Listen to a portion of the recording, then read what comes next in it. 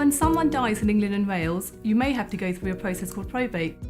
This will give you the legal right to deal with their estate, which is basically everything they owned at the date of their death.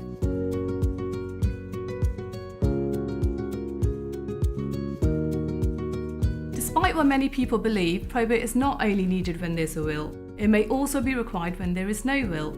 It all depends on the value of the estates.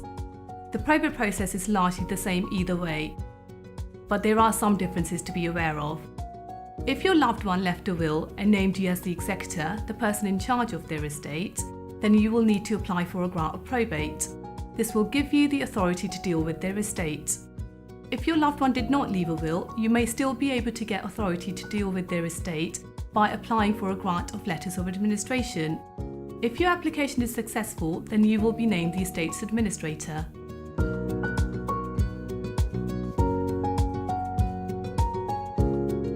Without having the necessary authority, you will not be able to deal with your loved one's estate.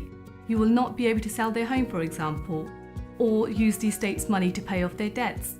You will not be allowed to distribute their belongings or money to any of their family or friends, even if you know that is what they wanted.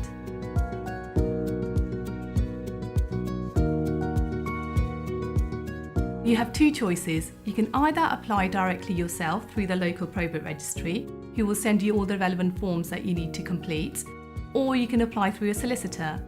If you instruct us to apply on your behalf, then we will ask you for some basic information about the estate, and we will then deal with everything else on your behalf, including preparing the inheritance tax forms and an official document called an oath for you to swear.